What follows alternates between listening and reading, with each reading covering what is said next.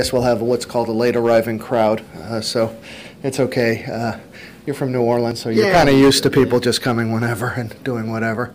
So we're really thrilled to have our the second half of our Tulane Daily Double this week. Dr. Jaffe came on Monday and gave a really nice talk about teaching first responders around the world in the global health program. And today we're going to switch gears a little bit and talk about something to do with blood, I guess, and iron and that sort of thing. So I want to introduce an old friend of mine. I'm not that old.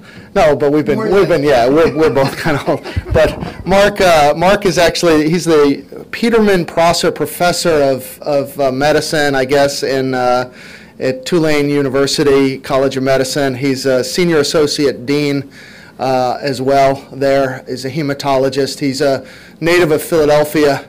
Basically, went to college at Philadelphia, went to medical school at Penn, did his internal medicine residency at Penn, and then did his fellowship in hematology and oncology at Penn. And then they had enough of him, and he became a junior faculty member at Tulane, and has been at Tulane for, well, let's just say better than 2 decades. I got to know Mark when we had 2 adjoining closets that we had offices in the back of one of these old, it seems like it's a 200-year-old building, but it's probably a 100-year-old building in New Orleans, and we got to be close. Mark had been the program director in internal medicine and basically had resurrected the program from about a 30% board passage rate to around 100%. You've been involved with the students, Dean of Students at Tulane, educator. He's got a master's in business administration and has basically he was the guy that after Katrina was instrumental in relocating the operations of Tulane Medical School to Houston for the year, and was really involved in that. So, you know, and is well known to be a master clinician and a master hematologist. So it's just we're really fortunate to have him here, and I hope the talk lives up to what I just said. Okay, thanks. Hey, appreciate it. Thank you. Thanks. So I like to walk around a little bit, but I want to find out who's in the audience. Who are students? Okay, a couple back there. They always sit in the back. Residents and faculty. Cool. All right.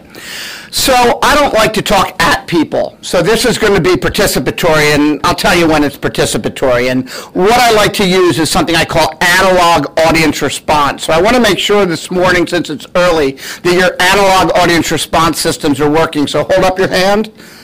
Awesome. A couple in the back aren't working, and we can get those fixed. But we're going to do some questions that way. So Dr. Lambiase asked me to talk about iron, and I'm going to talk about disorders of iron. And this is going to be a clinically based talk, but I think if you understand some of the basic biochemistry and physiology, things make sense. So we're going to include some of that, but only in the context of clinical disease. So I always start out with a case, and this could be a 24-year-old girl, it doesn't matter. But a 14-year-old girl with menorrhagia is referred for persistent iron deficiency anemia, despite reported compliance with oral ferrous sulfate, 325 milligrams 3 times a day. Her current ferritin is 6, and her hemoglobin is 7. So common scenario, very common scenario. So when we talk about iron, and that's what we're going to talk about today, iron has several important functions. Iron is obviously important in the synthesis of hemoglobin, that major oxygen-carrying protein in the blood. Iron's also in myoglobin, which helps for muscle activity. Iron's important for oxidative metabolism through electron transport, and iron's important for immune function as well. So because of that, our body has developed a unique mechanism to take iron in, mostly from our diet, and solely from our diet, actually. And our body doesn't have a good way of getting rid of iron, and that's why in the end of the talk, I'm going to talk about iron overload. So this is a cartoon, and it really represents where we find iron, and it's kind of drawn to scale, sort of, but most iron is in the red cell mass. Most iron that we have in our body is in red cells, but there's also iron in the erythroid marrow, there's iron in hepatocytes, and there's iron in muscle.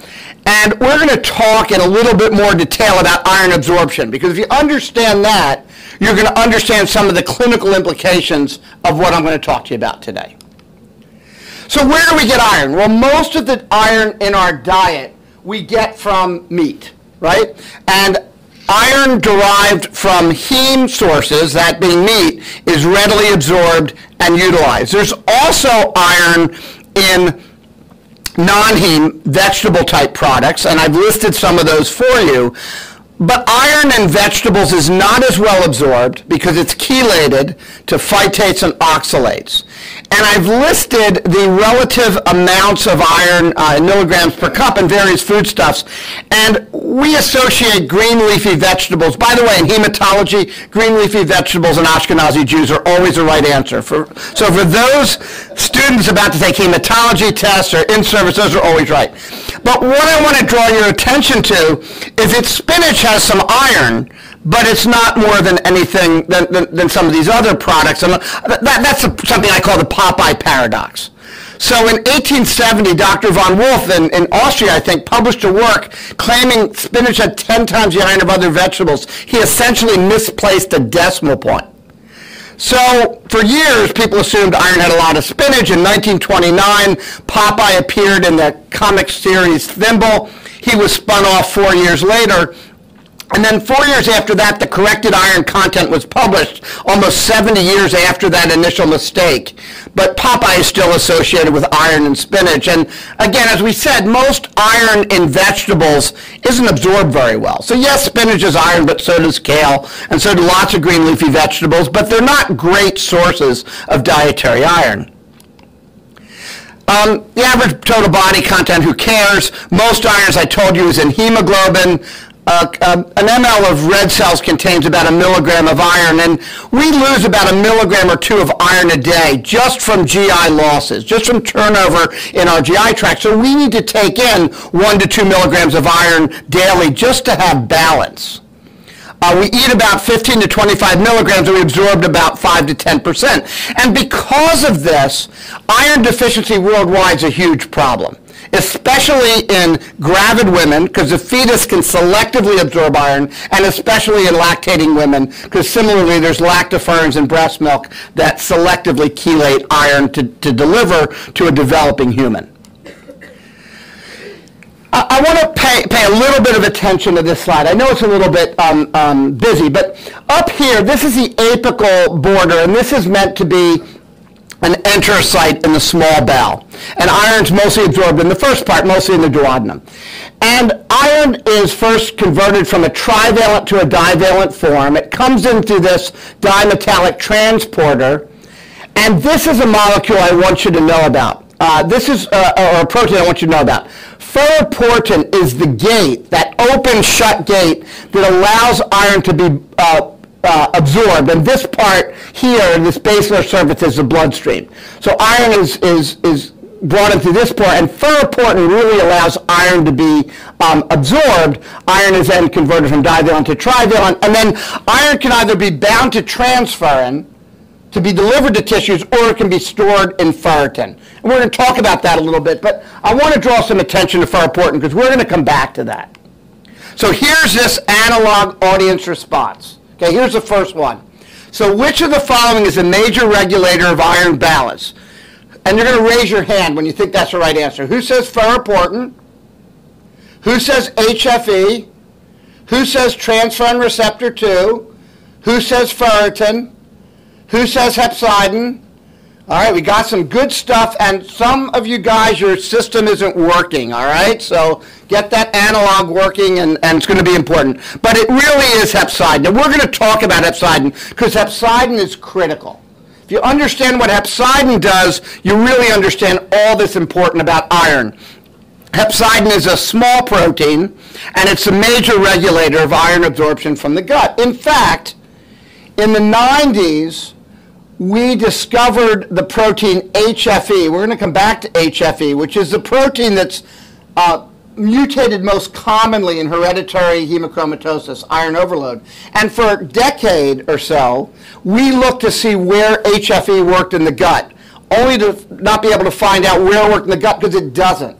HFE is an upstream regulator of hepcidin, and we're going to talk about HFE in a little bit, but hepcidin is that protein that regulates iron.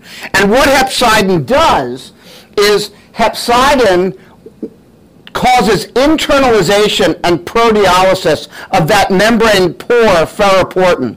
So when hepcidin is high, ferroportin gets degraded and we can't absorb iron. That's so critical. I want to say that again. When hepcidin is high, ferroportin gets internalized and degraded and we can't absorb iron.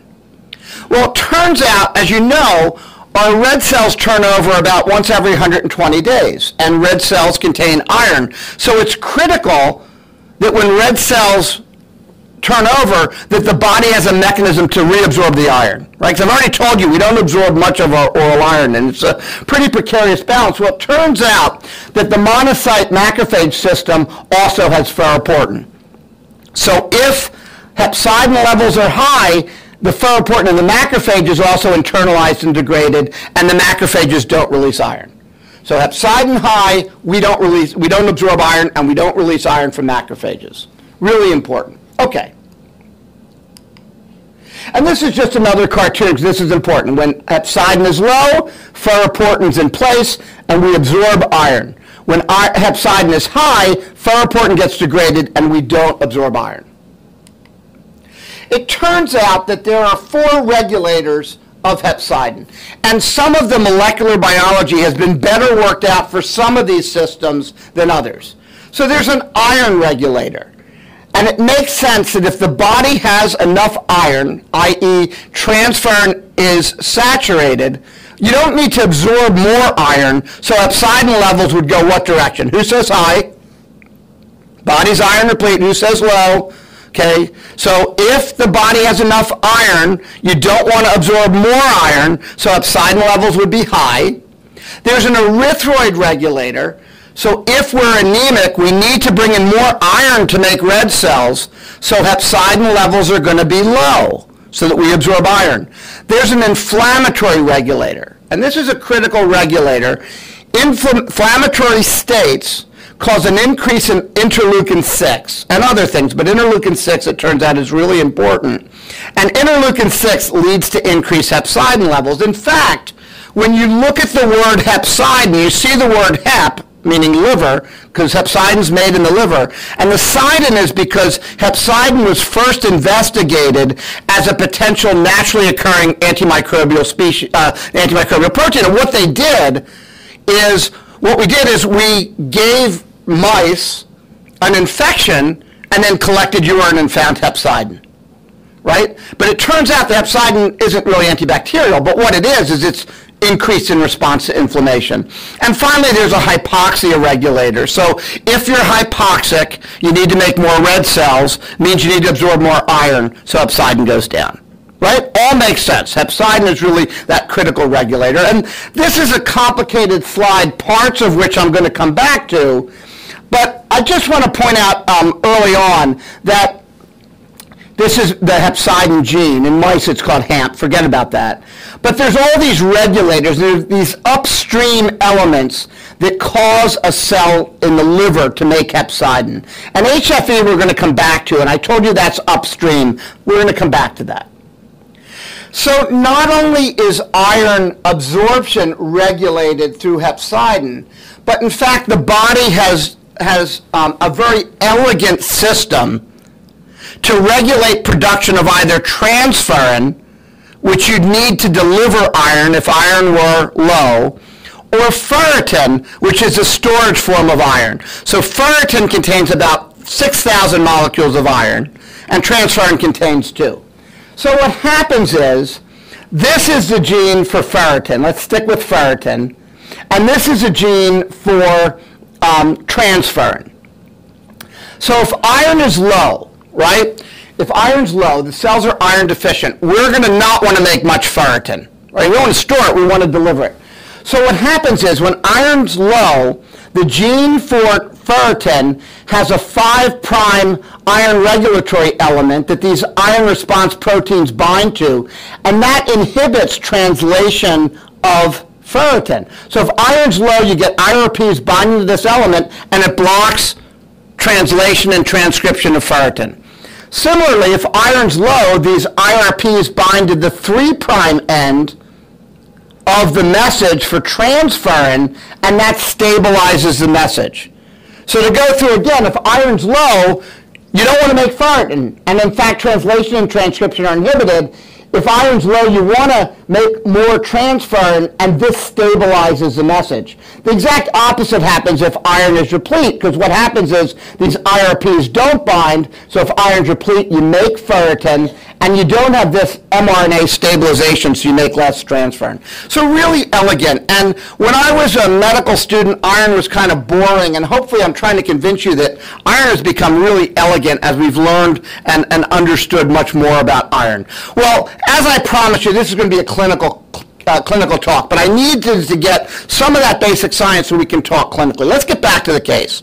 So you remember this was a young woman who had menorrhagia, who was put on iron 3 times a day and remained iron deficient. So how do we treat iron deficiency? Well, you all know oral iron is a treatment of choice unless you can't absorb iron, and we're going to talk about that. Iron sulfate is the cheapest form of iron replacement, and you all know that there are many gastrointestinal side effects.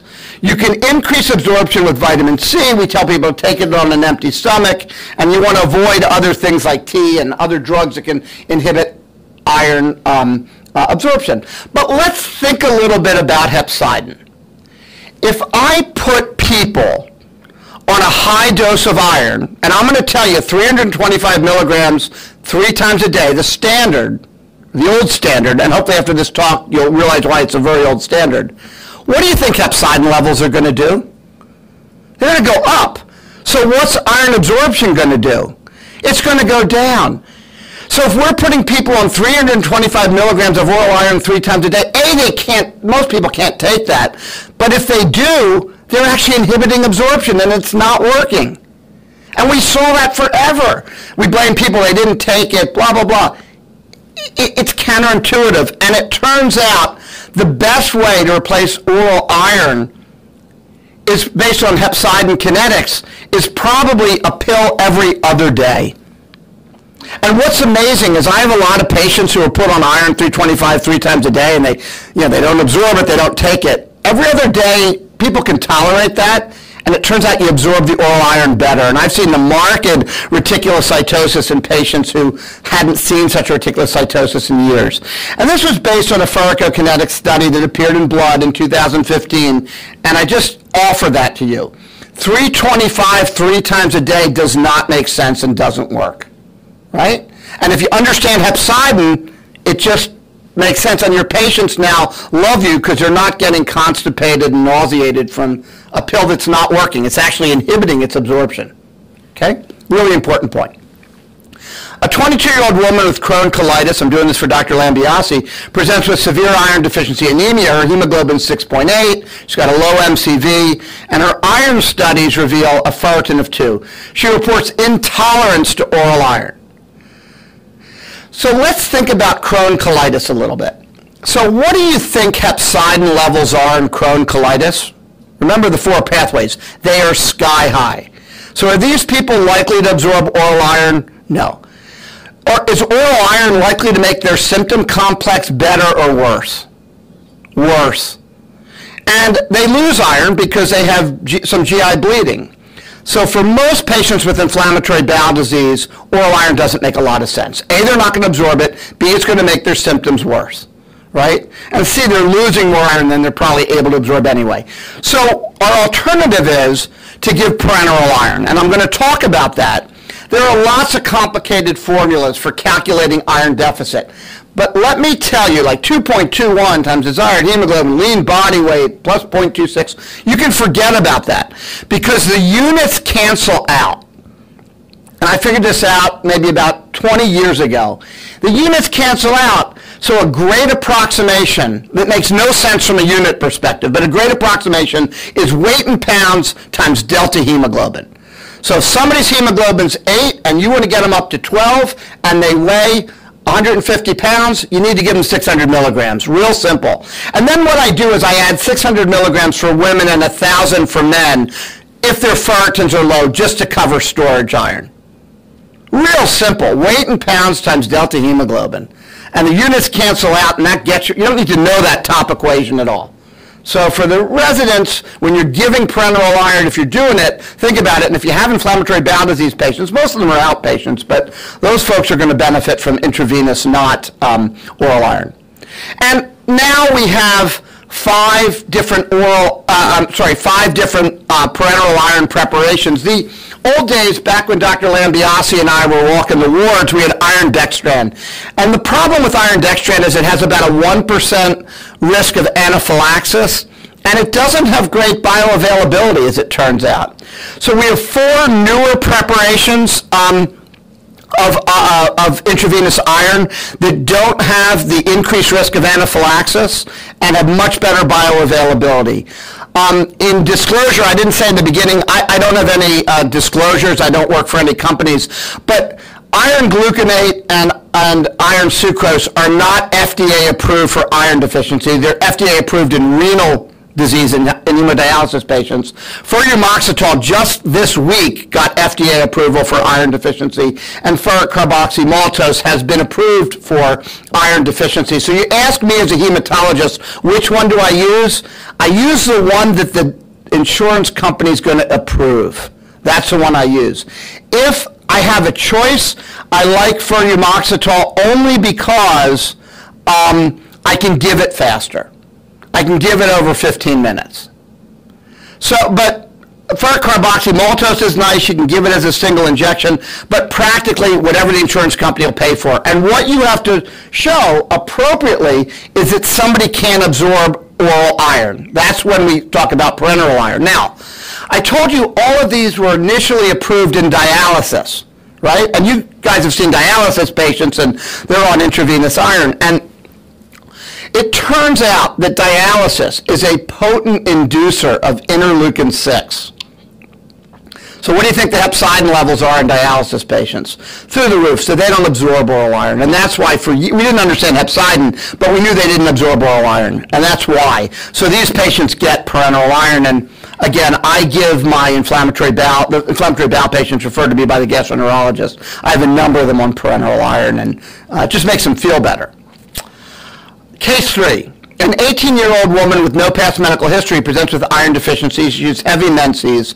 She's not on oral contraceptives. Her hemoglobin's 9, MCV is 72, ferritin's 4. She started on oral iron sulfate, 325 milligrams, let's say every other day, so we're doing it correctly. 3 months later, her hemoglobin's 8.5. She swears she's taking her iron. So what are the next steps? So I'm going to give you the answer, but this was lost in the literature. But I want to ask the question, who's heard of an oral iron tolerance test? Awesome, I'm going to teach you something today. Really simple. So if you wanted if you want to decide, is my patient not taking oral iron, or are they not absorbing oral iron, all you have to do is check their iron, give them a single tablet of iron sulfate, check the serum iron an hour later. It should go up by 100. Real simple. If it does, they're absorbing oral iron, and if it doesn't, then they're malabsorbing. And this patient, admitted she's not been taking her iron, blah, blah, blah, blah, blah. But the oral iron challenge test is simple, easy. It was first reported in the 70s and somehow got lost. Okay? But I've done this a number of times. It works well. It's cheap. Okay? It's not complicated. Case 4. 45-year-old man had iron deficiency for 4 years. His hemoglobin hovers around 10. He feels terrible. His colonoscopy is negative. His ferritin's 10. Tissue transglutaminase IgA is positive. Anti-endomyosial antibody is positive. EGD shows flattening of the villi. What does he have? Call it out. Yeah, so he's got celiac. And don't forget that when I see a patient with iron deficiency, I don't know why, celiac disease is really something that comes into play. And I have a case later of a rare disease, but for all intents and purposes, that patient should have had celiac. He just happened to have something rarer. But don't forget that. And remember that iron malabsorption can occur on the level of the lips, and you can do an iron absorption test on these people. You can give them the 325 milligrams. They're not going to go up by 100. And just don't forget about sprue. And this is that classic light microscopy of somebody with flattening villi and sprue, and you don't see too much images on standardized exams anymore, but if I ever saw a small bowel biopsy, I knew it was sprue. Just like if I ever saw histochemistry of a kidney, it was always good pastures, right? You didn't even have to think about it. But okay, a 55-year-old man with neurofibromatosis presents for evaluation of iron deficiency anemia. His hemoglobin's 12, his ferritin's 10. His MCV has fallen steadily for the past 5 years, and it's now 60. So 55-year-old guy, neurofibromatosis, has progressive iron deficiency anemia. Colonoscopy and EGD are negative. Not a vegetarian, so what's going on? Anybody brave enough to call something out? What's going on? This is a real case. This was great to be a sleuth and figure this out. All right, well, it turns out he's a regular blood donor, all right? And he only eats food out of vending machines, doesn't eat meat, doesn't eat green leafy vegetables. So when you see somebody with iron deficiency, a good dietary history is important, and not all blood loss is involuntary, all right? So ask about blood donation. The FDA has now put a prohibition on giving red cells for profit. So people don't do that anymore. But back in the days when they did, anyway, you could see patients just becoming iron deficient from blood donation. An 18-year-old woman, this is a case I get sent to me several times a year. An 18-year-old woman is referred for iron deficiency anemia refractory to iron. Her hemoglobin is 10.8 and her ferritin 7. So she's put on iron sulfate every other day. Remember, we're going to not dose it 3 times a day. We're going to do it every other day. 1 month later, her hemoglobin's come up, her ferritin's still 7. A month later, her hemoglobin's come up some more, still ferritin's low, and she's referred because her ferritin is non-responsive to iron and she needs a bone marrow biopsy. So, resident, what's going on? What's going on? Exactly. So when we give iron, the first thing that happens in about 2 days is we get a reticulocytosis, right? The next thing that happens is the hemoglobin will normalize, then the MCV will normalize, and only lastly does the ferritin normalize. So when I put patients on oral iron, once their hemoglobin normalizes, I keep them on oral iron for about 6 months to allow for repletion of iron stores. And if I'm giving parenteral iron, I give that 600 milligrams to women and 1,000 milligrams to men to cover storage form of iron. So ferritins take a while to normalize. Don't forget about that, right? This lady was doing exactly what we'd want her to do. A 45-year-old man with a 20, this is a board question, and I write for the in-training exam and whatnot, so this isn't the real question, I couldn't do that, but these types of questions are on there. A 45-year-old man with a 20-year history of rheumatoid arthritis and hypertension presents with a history of anemia of unknown cause. He's asymptomatic. There's no family history of blood diseases, physical exam, he's got some pallor and S4, and rheumatoid changes in his hands. In his laboratory studies, I can show you he's anemic, he's got a low MCV, his iron is 45, his TIBC is 220, and his ferritin is 565. So what do you do next? Students, whenever somebody is anemic, what's the next thing you do? I'm an old-fashioned guy. What's the next thing you do? Let's look at the peripheral smear, right? You want to do that. And I still look at smears in my office. And this is a peripheral smear, and because we don't do this as often as we probably should, these are red cells, and these little guys are platelets, and this question mark is a polymorphonuclear white cell. That's a poly as well, and so is that. And normally red cells about 1/3 to 1/2 are pale, and normally red cells are about the size of a lymphocyte. These are probably normal size, but I don't have a lymphocyte to show you in comparison. So this we're going to do analog audience response. So remember, the patient had a low iron, a low TIBC, an elevated ferritin, and an anemia with microcytosis. Who says a diagnosis is anemia of chronic disease? Who says iron deficiency? Who says thal trait? who says hereditary spherocytosis, and who says sideroblastic anemia. So awesome, awesome, awesome. Anemia of chronic disease. And what modulates anemia of chronic disease? Hepcidin. So it turns out that hepcidin levels are high with chronic inflammation and chronic disease because of IL-6. So we now know the protein responsible for inflammatory anemia, which is what I now call anemia of chronic, what we now call anemia of chronic disease. But we know the pathophysiology. Question many people ask me is there an assay for hepcidin? I checked about a month ago, and there's none yet FDA approved, but they're coming. I was at the hematology meetings in December, and there's several companies that want to have a urine assay for hepcidin to help distinguish why somebody's actually iron deficient. Again, modulated by hepcidin, we went through this, and there soon will be a commercially available assay, and this is a cartoon, but we already went through this, that hepcidin causes internalization and proteolysis of that membrane-poor ferroportin. Okay. The laboratory studies that are key for students, for step 2, for step 3, for residents, for their in-training exam, and for their ABIM exam, is if you see a high or normal ferritin in the setting of a low TIBC, this is inflammatory anemia and not iron deficiency. So high ferritin, low TIBC, low iron is inflammatory anemia. You don't have to find the source of inflammation. It really doesn't matter. These are physiologic. They almost never need to be treated. And you don't need to send these people to a hematologist once you get that laboratory pattern. Or a gastroenterologist. You don't need to scope these people. You may need to scope them for other reasons, but not because of their anemia. Yeah. Okay? So that's really important. Case 7.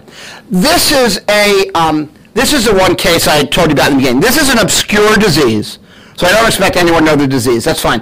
But I want to use it as an example of how, if you understand some biochemistry, you can actually figure out kind of what's going on with a really cool case. This is a real case.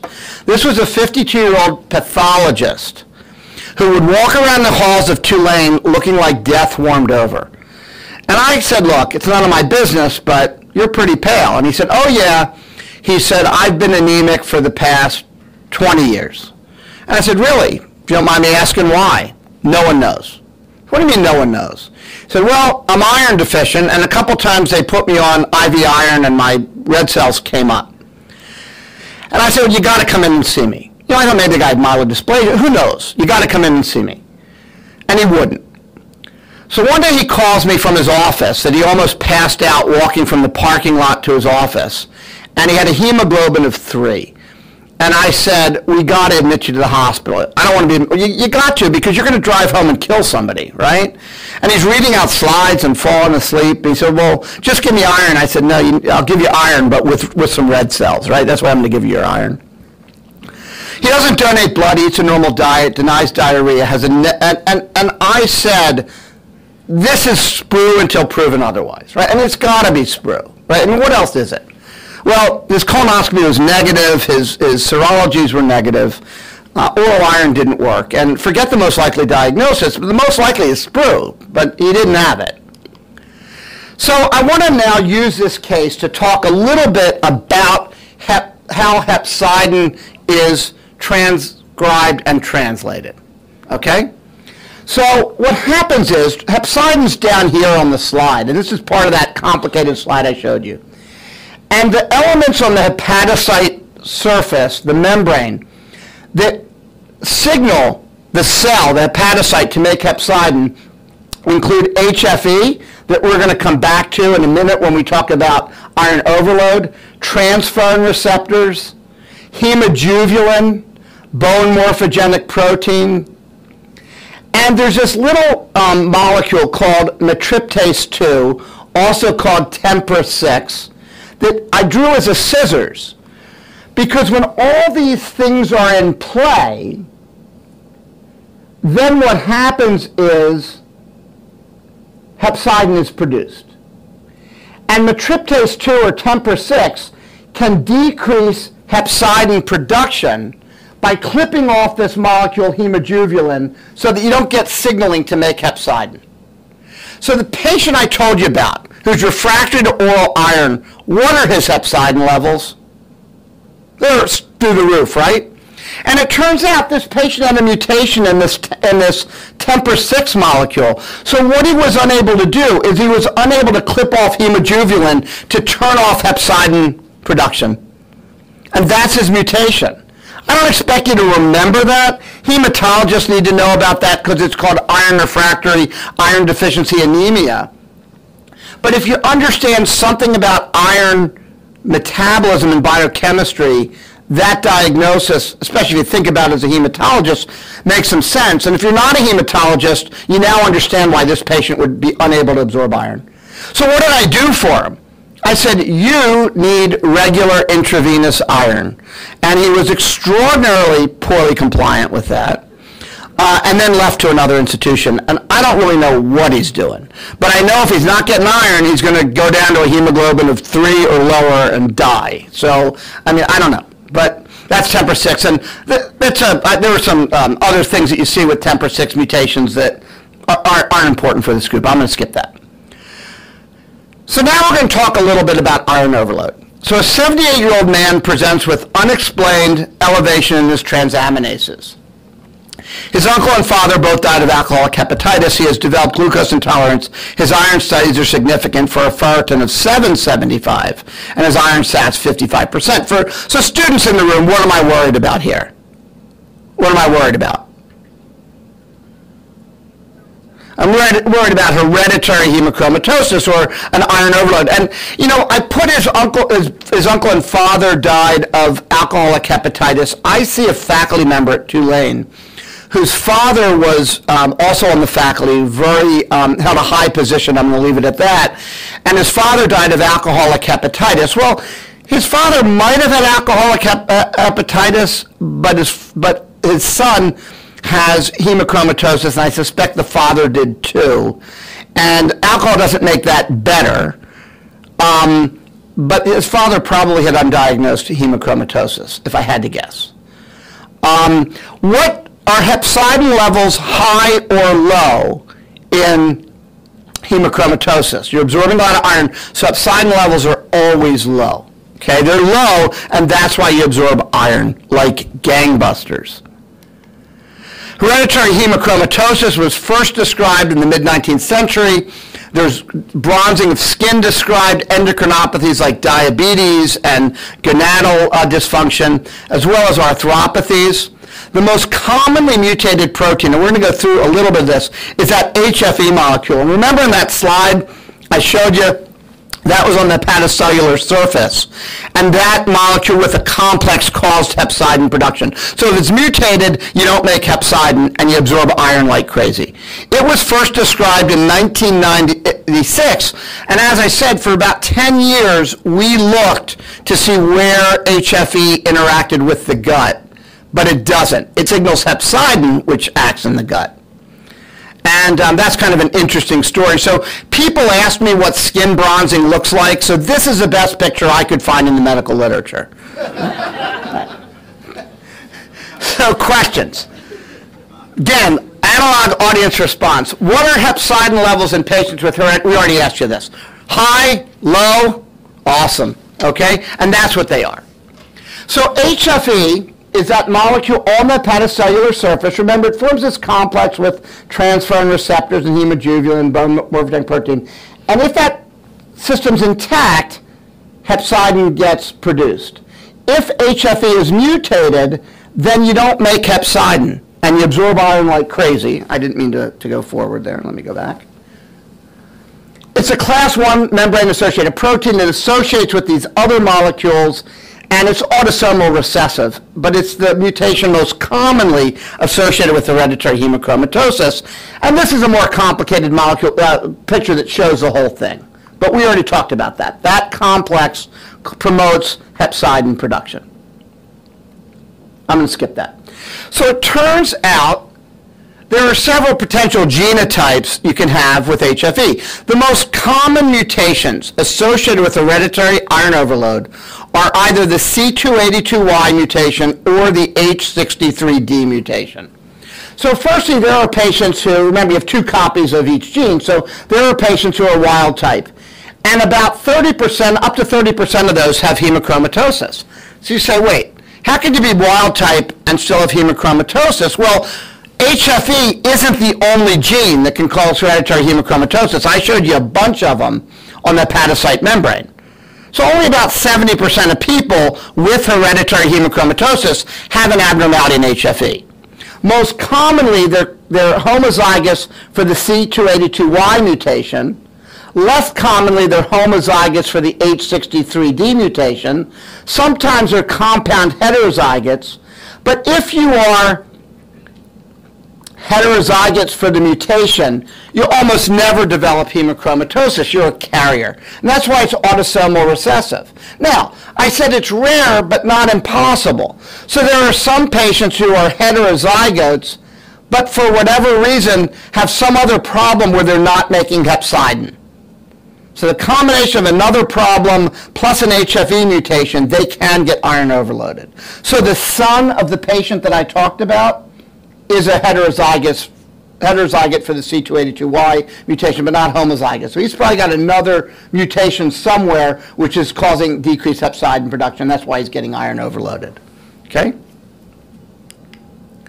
Suppose he had been 22-year-old. This just is a lead-in to say that patients with hereditary hemochromatosis from an HFE mutation, men tend to present 40s, women later because women have years of menstruation where they lose iron. But if somebody presents very early with iron overload, they have a mutation in another gene. And most commonly, that's hemojuvelin, but can also be hepcidin, or any of those other genes that I showed you, any of those other molecules I showed you that are responsible for iron. I'm going to skip that. Now, there are some patients who absorb iron because they've been transfused, and that's not hemochromatosis, that's hemosiderosis. There are patients who have chronic hemolysis, and thalassemics are classic for having iron overload. And we didn't understand why, but now we do. So remember I told you there are 4 regulatory systems for hepcidin, and one of them was the erythropoietic stimulus. So if somebody's anemic, you're going to want to make red cells, which means you're going to want to absorb iron, which means hepcidin levels go low. And especially with intramarrow hemolysis like thalassemia, there's another molecule, erythropoietin, described about 4 years ago that actually decreases hepcidin production directly. And that's why thalassemic patients are almost always iron overloaded. Okay? And all hemochromatosis is associated with low hepcidin. We talked about that. How do we diagnose hereditary hemochromatosis? Well, 70% of adults are homozygous for the C282Y mutation. We can check that. These patients have elevated ferritin and can develop iron overload. Take a good family history, especially of cirrhosis from any cause. The serum ferritin is greater than 200. It's actually typically higher than that. The best screening test, and this is for shelf exams, etc., the best screening test for hereditary hemochromatosis is transferrin saturation. The best screening test is transferrin saturation, and it should be greater than 45%. And once you know somebody has a mutation, it's important to know how much iron is in their liver. You can do that with liver biopsy. The GI folks will like that. But if you have an MRI machine that can do R2 or T2 star, there's a program that can actually pretty accurately assess iron content in the liver. I can't get that at my institution. I don't know if you can get it here or not. But it's a non-invasive way to actually look for iron overload. And you want to do that with these patients because you want to bleed them. You want to phlebotomize them. To get their ferritins down, but also you want to make sure that you're having an impact on their hepatic iron. Because iron is toxic to the heart, and it's toxic to the liver, and that's what kills patients with iron overload. So if somebody has hereditary hemochromatosis, we treat them with phlebotomy. If somebody has iron overload because of frequent transfusion, we don't phlebotomize them because we're transfusing them. That doesn't make sense. But then we need to chelate their iron with iron chelators, and we're going to talk about that. One question that comes up all the time is, can patients with hereditary hemochromatosis give blood? And the answer is absolutely. The FDA has allowed that. Remember, the mutation has nothing to do with the red cells. It has to do with HFE, which is an upstream regulator of hepcidin. So the FDA has approved blood donation for hereditary hemochromatosis for a long time. Having said that, in New Orleans, I can't get the blood center of Louisiana to accept these people. It's just crazy. And what do my patients do? Well, I have one who lives in family in Florida, and 4 or 5 times a year he goes to Florida and gives blood. He donates blood. He wants his blood to be used, and also, selfishly, he doesn't want to be charged for it. If I bring someone into my blood bank for therapeutic pheresis, they charge them. If they go and give blood in a blood center, they not only don't charge them, they give them a T-shirt. So, anyway. So, with hemochromatosis, we phlebotomize with hemosiderosis, we chelate, and historically we had a parenteral iron chelator called deferoxamine, and now we have 2 oral iron chelators. We have deferoprone, and we also have deferocerox, and those are oral and well tolerated in general. You can combine them, and that's how we chelate patients with iron overload from who we can't phlebotomize. So with what I've told you, and with iron overload being a problem, one could imagine the development of new drugs to treat iron overload. So one drug that could be used to treat iron overload, the thing we spent most of today talking about, is what protein? So there are many hepcidins developed, under development, to prevent iron overload. Another way to prevent iron overload is to target erythropoiesis. So if you could improve erythropoiesis, like in thalassaemic patients, you could potentially prevent iron overload. And those are under development as well. And then there's other molecules. So ineffective erythropoiesis, we talked about that, and there's some activin receptor agonists. I'm not going to go through TMPRSS6. So remember, that's that CLIP molecule. So if you could inhibit TMPRSS6, then hepcidin levels would go up, and then you would not absorb iron. And in fact, there are RNA interference molecules for TMPRSS6, and finally many hepcidins. So I'm going to give you some pearls, and then there's some time, about 10 minutes for questions. But remember that the best iron replacement, I think this is really important, maybe 325 milligrams of ferrous sulfate every other day, and certainly is not 325 3 times a day. Your patients are going to like that better too. Iron replacement is simple. Weight in pounds times delta hemoglobin. Okay? And then you add 600 for women and 1,000 for men. Don't forget that little test lost in the literature if you don't know if your patients are absorbing iron. Don't forget that iron challenge test. Right? You measure iron, you give a pill, you measure iron, it should go up by 100. Ferritin can take weeks to normalize, if not months. And hemochromatosis is really associated with low hepcidin. So with that, I thank you for your time and attention. Appreciate it. Thank you. Thanks a lot, Mark. We're going to take questions. I just had one. Does chronic alcohol intake have an effect on